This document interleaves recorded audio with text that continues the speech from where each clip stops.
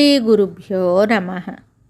జీవితం గురించి తెలుసుకుందాం. జీవితం అంటే జీవితాన్ని జీవిత కాలంలో వితరణ చేయటం, అంటే పంచిపెట్టి తరించటం, అంటే జీవితాన్ని సార్థకం చేసుకోవటం అని.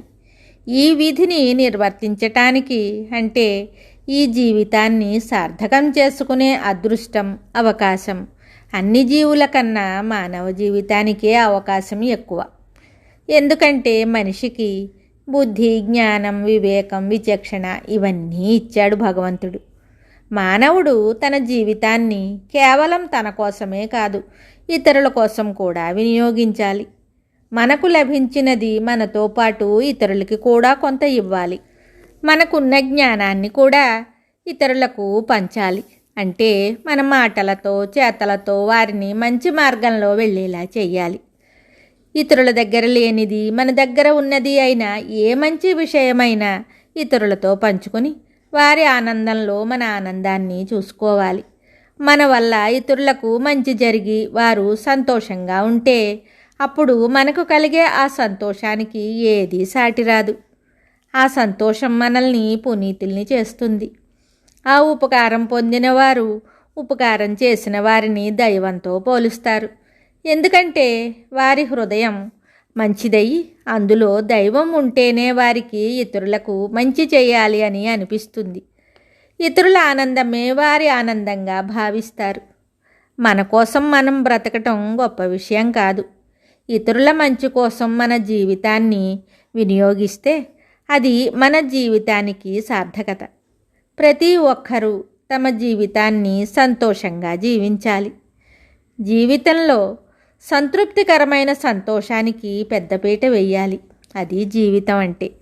అంతేకాని ఏదో పుట్టాం, పెరిగాం, భోగాలను అనుభవించాం, లేదా కష్టాలను అనుభవించాం, చచ్చిపోయాం, ఇది జీవితం కాదు.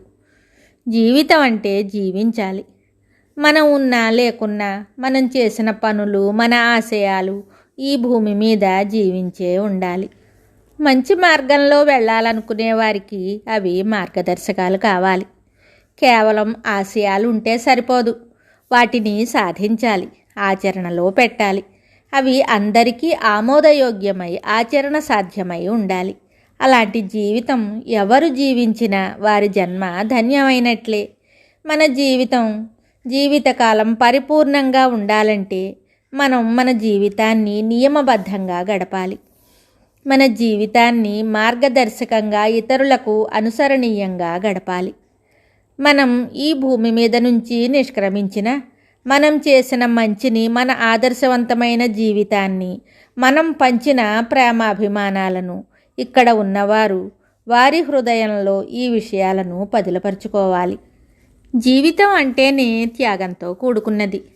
మనం ఈ భూమి మీదకి రాగానే మన అమ్మ నాన్న ఎంతో సంతోషిస్తారు, వారి జీవితం సార్థకమైందని. వారి ఆనందానికి మూలం మనం. మన కోసమే వారు వారి ఇష్టాలని, సంతోషాలని వదులుకుని మన కోసం, మన ఉన్నతి కోసం వారు అహర్నిశలు కష్టపడతారు.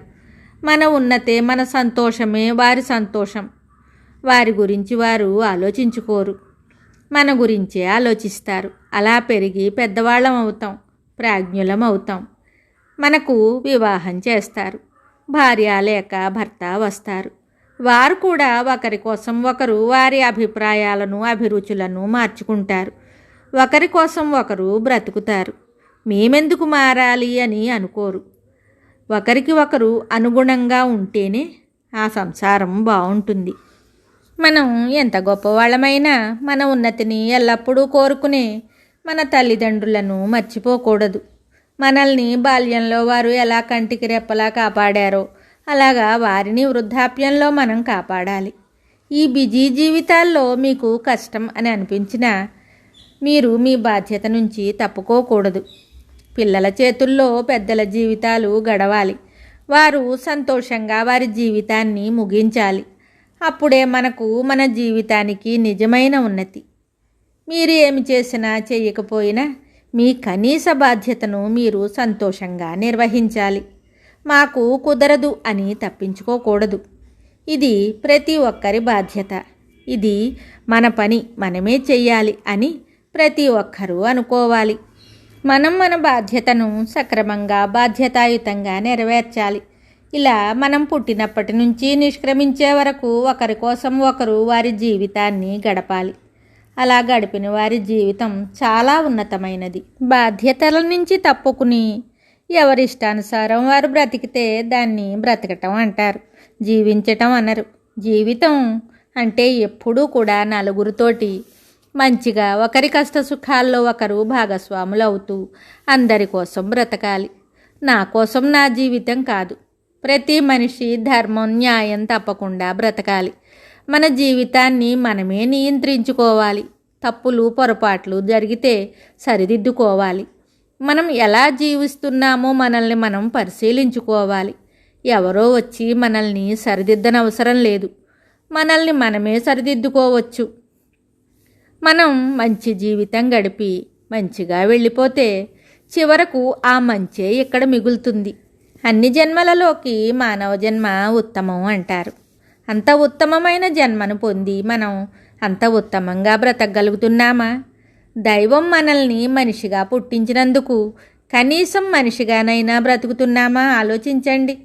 ప్రస్తుతం జరుగుతున్న పరిస్థితులు అందరికీ తెలుసు, కానీ మనం వాటిని మార్చలేక మనమే పరిస్థితులకు అనుకూలంగా మారుతున్నాం. జీవితాలు పాడు చేసుకుంటున్నాం. మనం తలుచుకుంటే చెడుని ఎదిరించి మంచిని ఆచరించలేమా? చెయ్యగలం, కానీ మనకెందుకులే అని కాలంతో పాటు మనం కూడా ఆ చెడులో కొట్టుకుపోతున్నాం. ప్రతి ఒక్కరూ ఆలోచించాలి.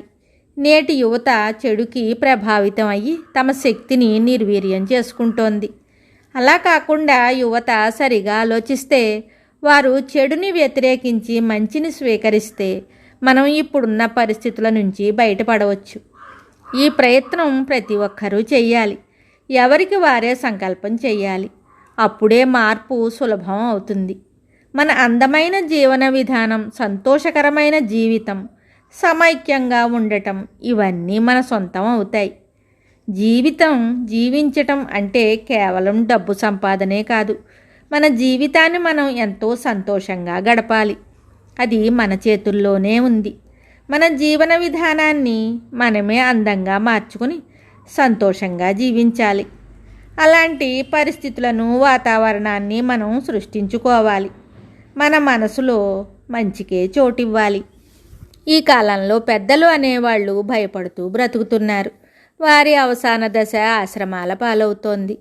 వారు ఎంతో బాధపడుతూ వారి జీవితాన్ని ముగిస్తున్నారు. ప్రస్తుతం పెద్దలను గౌరవించేవారు, వారిని చూసేవారు కూడా తగ్గిపోయారు. పెద్దవాళ్ళు చేసేది లేక ఏదో రకంగా ఎక్కడో ఒకచోట వారి రోజు గడుపుకుని వెళ్ళిపోతున్నారు. ఈ కాలం వారికి పెద్దలు పూర్తిగా భారం అయిపోయారు. పెద్దవారిని బాధ పెట్టకూడదు. వారు మనసులో బాధపడినా ఆ ఉసురు వారు ఎవరి వల్ల బాధపడుతున్నారో ఆ కుటుంబానికే తగులుతుంది. అది వారికి, వారి కుటుంబానికి శ్రేయస్కరం కాదు. కుటుంబాలు వృద్ధి చెందవు. పెద్దవారి ఆశీర్వాదం పొందాలి, అంతేగాని వారి మనక్షోభ కాదు. ఇది ప్రతి ఒక్కరూ తెలుసుకోవాలి. పెద్దలను గౌరవించండి. వారిని సంతోషంగా ఉండేటట్లు చూసుకోండి. వారి సంతోషమే మన కుటుంబానికి శ్రీరామరక్ష. ఇది ప్రతి ఒక్కరూ తెలుసుకోవాలి. మనం మన జీవితాన్ని సంపూర్ణంగా గడిపి ఏ కోరికలు లేకుండా, ఎవరి మీద అహంకార మమకారాలు లేకుండా మనం ఎలా వచ్చామో అలా వెళ్ళిపోవాలి. అలా వెళ్ళిన వారు ధన్యులు. వారు ఇంకేమి కోరికలు లేనివారై దేవుని పాదాలు చేరతారు. భగవంతుని హృదయంలో స్థానం సంపాదిస్తారు. మనం వచ్చేటప్పుడు ఒంటరిగానే వస్తాం, వెళ్ళేటప్పుడు ఒంటరిగానే వెళ్తాం. కానీ వచ్చేటప్పుడు తేని ఘనకీర్తిని వెళ్ళేటప్పుడు తీసుకొని వెళ్తాం. అందువల్ల ప్రతి వారి జీవితం ఎంతో గొప్పగా గడపాలని, వెళ్ళేటప్పుడు ఎన్నో సంతోషాలను, ఘనకీర్తిని దక్కించుకుని వెళ్ళాలని ఆశపడుతూ ప్రతి ఒక్కరూ తమ జీవితాన్ని నందనవనంగా చేసుకుని అందులో విహరించాలని, చివరిగా నందనందనుని చేరాలని కోరుకుంటూ మీ నేస్తం. శుభం.